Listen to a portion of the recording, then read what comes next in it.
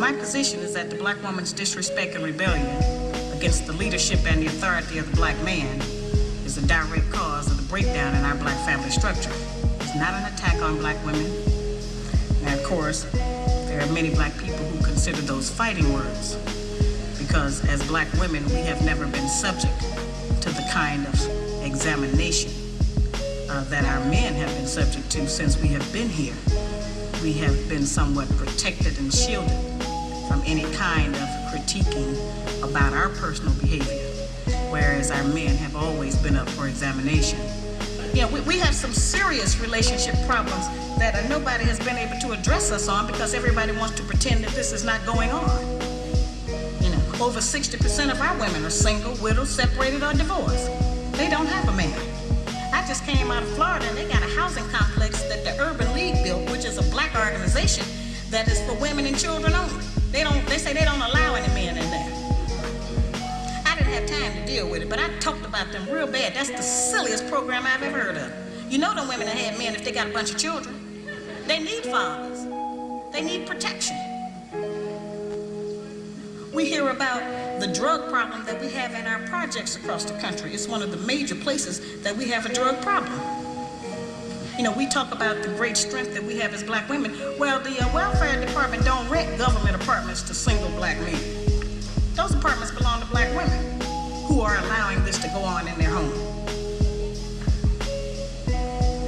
We have not looked at what part of the responsibility do we share. Yes, black men sell a lot of drugs, and a lot of us black women get the money from them drugs and buy some of these fancy clothes we wear. Drive around in some of these fancy cars.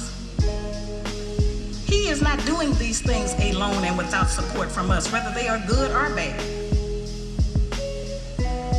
See, we have a lot of power. We are very strong women. I'm saying that we're using our strength in the wrong direction. We're using it to tear our man down, tear our nation down instead of building it up.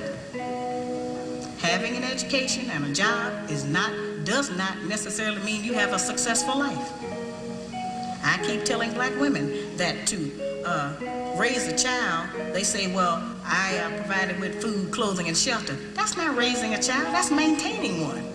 To raise a child, you need a parental coalition of a man and a woman. We have sons who are, by not having a father in the home, they don't know how to respect women. They take on the black feminine female emotionalism.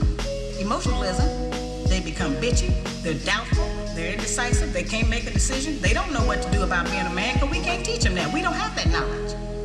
We have daughters who grow up in a home where they don't see any affection, where there's no man there. They go out into the world and try to mate. They don't have no idea how to be no woman to no man, how to function in a house with a man, because they haven't seen it. Most of our children, just like us, get all the information we have about how you be with a mate off television. It's the only medium that shows us anybody being together. Those rules have not worked for us. The white woman's liberation movement, we don't have anything to do with that. We have not been under the control of the black man for over 500 years, so what do we have to get liberated from them from? They haven't been our boss. That's the white woman and her man. They're going through that, and that's their business. We don't have any business being in that. They only introduced it to break down the civil rights movement. Civil rights movement started with the black man, the black woman, and the black child standing together, trying to plead for freedom, justice, and equality, and more benefits in the country that they had built. They threw the white woman in there with the women's liberation movement and made it a woman against man thing. That created a big separation between black men and black women because then everybody started going for self. Then they bring the welfare system in and tell us in order to feed and clothe and house our children, we have to give up our man. You have to put the man out of the house.